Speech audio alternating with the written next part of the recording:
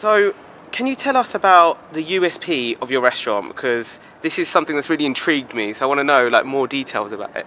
I think the USP has to be that it's home style cooking. That makes it very, very different from what you get in restaurants.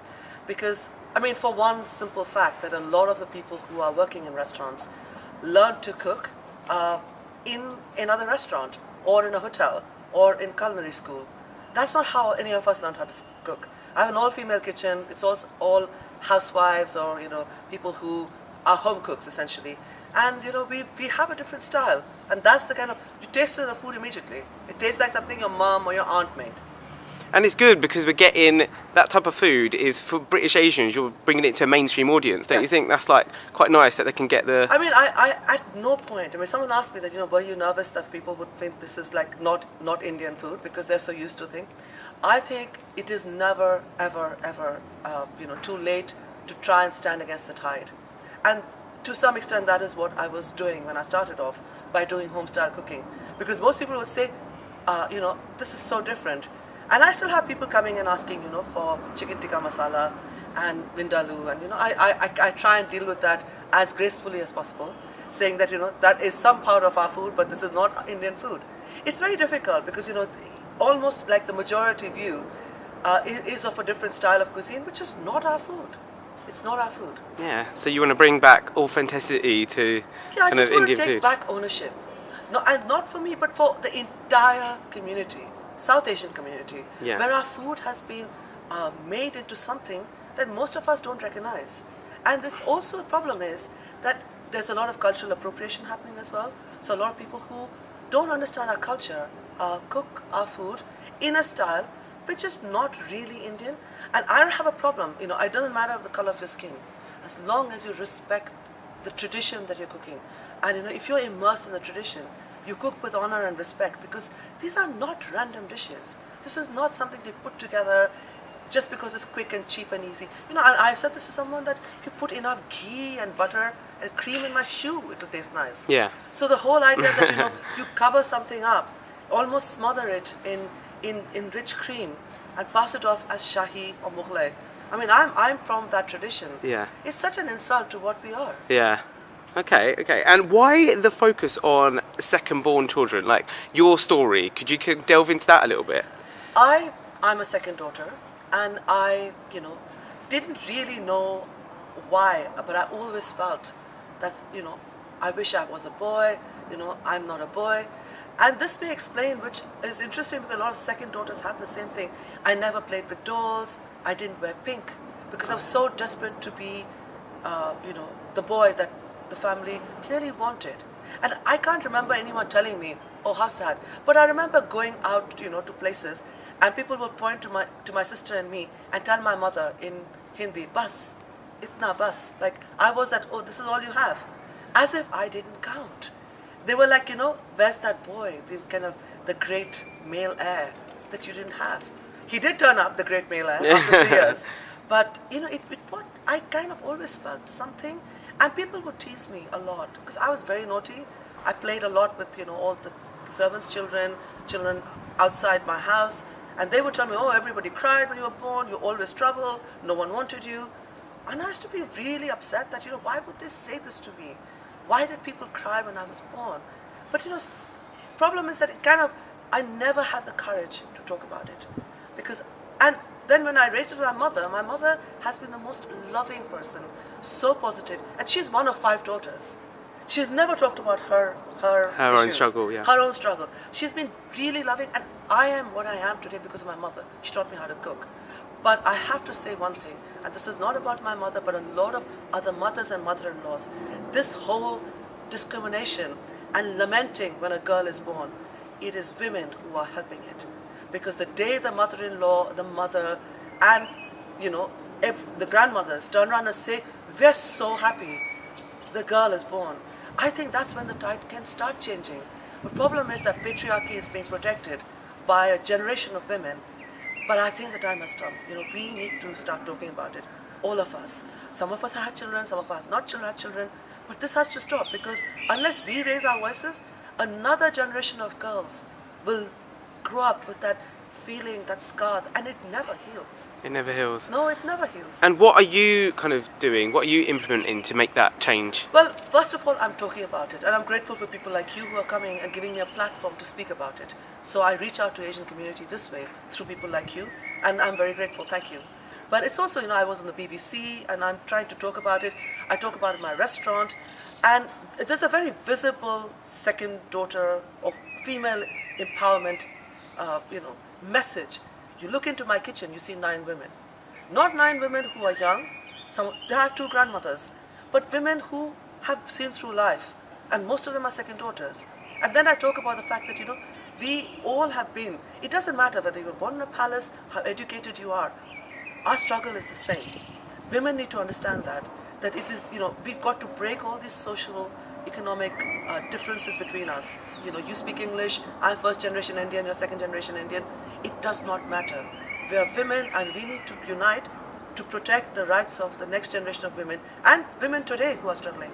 And what you mentioned, your brother came along after Yeah. you. How did you notice a difference between how you were treated and how he was? No, but that's the irony of it all. That, my brother, poor thing, was, I don't think, given the same kind of time and attention, because I was very naughty, my brother was very well behaved, as me, and I think that's the irony of it all. But that's my family. Yeah. And, and my brother is a wonderful boy.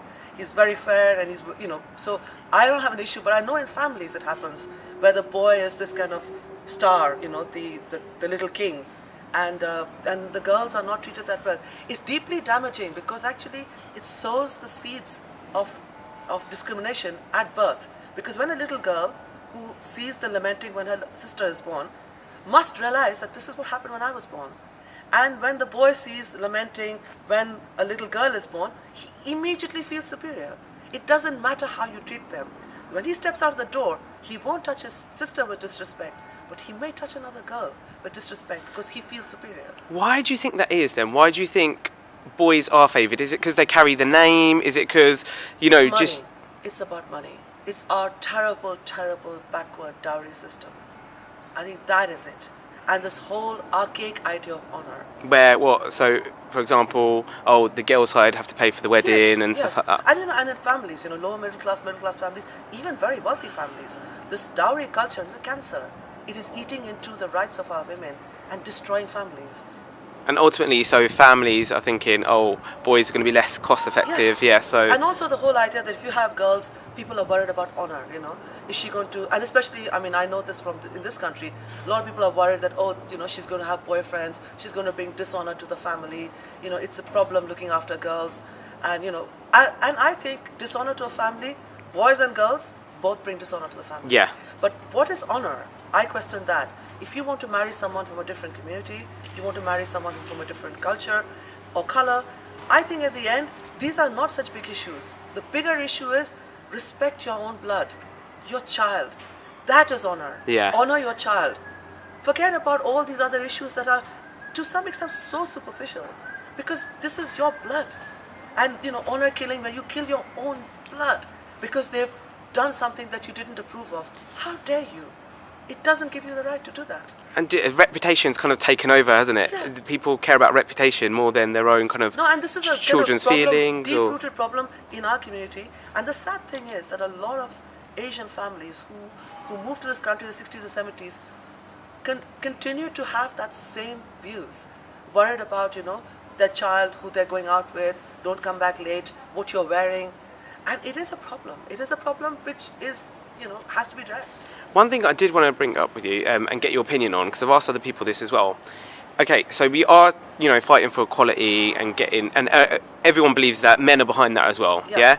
One thing is though, and especially when you're looking towards children, it doesn't matter. Like, even my parents now, that they're from the older generation, they've got that mentality, but now they're like, my sister's having another child, we don't know what the sex is, and they're like, it doesn't matter, as long as she's healthy, happy, because they're going to bring me joy regardless. Okay. So that shows a change. Yes. But what I'm saying is, do you not think if we push all our kind of traditions and kind of our kind of culture is dying a little bit if we kind of accepted everything? Because such as the dowry, that's not right, I agree with that. But what about the kind of stuff that we do, the jura ceremony, the doli ceremony? Do you not think there needs to be like a bit of a balance? I'm not saying, there's no need to throw the baby out with the bathwater. Yeah. So you need to hold on to traditions. I mean, for me, big fat Indian wedding with all the traditions, Eid and Diwali are such great occasions.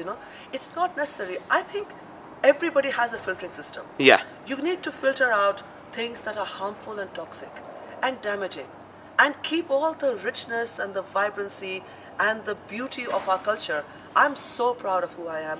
When I see, and I go out and I see all these Sikhs, giving out food to the langar, I go and eat. It's so nice that these things have not died out. This is where we can celebrate who we are. But there are damaging things in us. So I'm not, I don't want to be a doom and gloom person. I love the kind of traditions that have stayed on in this country, our Asian traditions, our roots, this whole idea of community, family, and I love food, the role of food in all our thing. So I don't have an issue with all these things. I have an issue with the fact that, you cannot make someone feel less precious or wanted because of the sex of, the child. That is my problem. Yeah, no, I agree with that. And what can be done? Because there is starting to be a little bit of a change. Do you think it's just more us opening our dialogue, talking about it and supporting? I think we need to talk about it. I need to talk about it because when I talked about it on BBC, there was like a huge number of people saw that interview, and a lot of women came to the restaurant saying that, I had never been able, you spoke for me. I could never explain what it was that I felt. So that has been very interesting for me. And I've told them, go and talk. First talk to your mother, talk to your siblings. Tell them now, it's never too late, because the wounds have to heal. And so many women have come, and women who've done really, really well in life. Yeah. Some very powerful women have come. Still got that deep-rooted... There's a deep, but they never sensed that till they heard someone else talking about it. So I'm hoping that, people hear me and my story and understand, and recognize that, if they've gone through this themselves, or make sure that am I doing this to my daughter? And is my my daughter doing it to her daughter? Grandmothers, nannies, dadis, step in, because this is the time you can make the change. Because, in our culture still, grandmothers are very important. I want them to start changing, because it's going to have to happen from both sides. What do you think men can do to help this kind of whole story? I've met lots of men who told me they were under pressure to leave their wives because they had 2 daughters. That's ridiculous. Because their parents wanted them, and they stayed with their women. They honored their daughters. They're so proud of their daughters. I think men, I've had a lot of communication with men who've had similar pressures. Someone, maybe I think who you and I both know, where the grandmother refused to leave the house to her own son because he had 2 daughters, and she would not leave because they would get married and be with outsiders, and outsiders would be in the house. And this is in England today, that she would not leave. So her son stepped in, and but that's when the voices have to be raised by women, but by men as well, who need to stand by their wife, their daughter, and stand by them and say, she is, I'm very proud of her, I'm going to stand by her. It is hard for that generation, though, the ones that, because they have been raised in India in a time where, it was very, boys were favoured, and then to come here and to see their kids kind of slowly changing. But what do you make of that? Do you think it's just because of the way they've been raised, or what do you... Yes, of course. And the thing is that, people who've come here in the 60s and 70s, in the 50s as well, they came here in a cultural time warp. So everything else changed, but they had... Behind the family door, the moment you walked into your house, it was ghar like it was when they were, in India or Pakistan or Bangladesh. So that bit didn't change. All the rituals and the traditions stayed in that house, which I understand are very important. Because when you're in a foreign land, this is the way that you feel that you are home, that you keep holding on to your traditions. But with those traditions comes that baggage of our backward traditions, our conservative, really, really reactionary rituals and traditions, which we need to let go, not just here but in India too. Time has come. Our time has come. Enough has happened. It's really interesting you mentioned that men are feeling the pressure to leave their wives because they've had daughters, because I've actually talked to my cousin, because I've read a lot of stories about how the women are treated because they've had daughters, and I spoke to my cousin who's a doctor, and he gave me a medical point of view that is actually it's the man that decides, man's sperm that decides the sex of a child. Absolutely. So do you think stuff like that just needs to be educated more? I think, and so many people know this. The biology is so clear that the sex of a child is determined by the male, not the female. But It's easier. Is it easier to blame the woman? It's of course easier to blame the woman. Also, visually, the woman is carrying the child. Yeah. So the male's part is not seen, and then everyone blames the woman, or kind of, they can see it in their eyes that they feel haunted by the fact that they let the family down. It's just our culture, and it's not just us. I think the general perception, most people don't figure this out. How the biology works. But I don't even think we need to go down that route. We just need to go down the route of equality. That it's not fair. Yeah. And for all these childless women who repeatedly get miscarriages and cannot carry children, and it's so unfair for them as well, where they see that a child is a gift, and absolutely the most precious. I have two. It changed my life having a child. How can you resent? How can you regret that gift that you're given? Because not everybody is given that gift. Yeah. A child. Exactly. So you got to appreciate it no matter what the sex. And it's a responsibility, but it's also such joy. This relationship of a mother and child is so precious. Father and child, it's a gift that's been given to you. You have to honor it. Have you seen a change since when you were growing up as a second-born daughter to like how reactions are now? Is there been a change? Is there a slight change? What do you think? The biggest change I've seen, I'm Muslim, and the biggest change I've seen is that I see all the girls are now going to college. Yeah. That didn't happen. Like in my family, there was one aunt who went to college, and then me, and all the girls were married off at 18. That is no longer happening. So there's a shift. I can absolutely see the shift. Girls are going to college and then getting married. There's nobody getting married at 17 and 18. Marriages are not fixed at 14, engaged at 14, and you get married at 18. This used to happen a lot in my community. I can see everybody else as well. My neighbors, and they're sending their daughters abroad. They're sending them on trips. These things didn't happen in my time. I grew up in India in the 80s. There was no way my parents were going to send me on a camping trip. And now I see all my cousins, and I'm like so angry because I never went camping. They were like, "Oh no, you can't go out and sleep in the wild." I said, "It's not the wild. It's like I'm in a camp." But traditions have absolutely changed in India, for sure. And what else needs to be done? How are we going to change people's mentality? So once again, is it just talking about it and being open? Because like you said, a lot of people, you were on BBC, and a lot of people supported it, but that doesn't mean they're speaking up about it. How do you think we can get people to start speaking up about it? I think that it's we need to have almost like a collection of stories. Yeah. So I don't know how that can be done, but like a podcast, yeah. Someone needs to do this, because someone needs to record not just the voices but the accents. Yeah. Accents of women and who've been through this. I talk and everyone knows. Yeah. I was born in India. I was raised in India. I do not have a British accent, but I want to hear stories of women with a British accent who talk about the same thing. I think that really brings home the story. That would be effective. Yeah, that would be very effective. Yeah. Because it is the voices that we need to hear. And I think it would be great. If I wasn't running two restaurants, I would have tried to do this myself, although I'm very bad in technology. But it is important to kind of start recording this and have a kind of, a database of our voices talking about discrimination, so that it is like it should never happen again.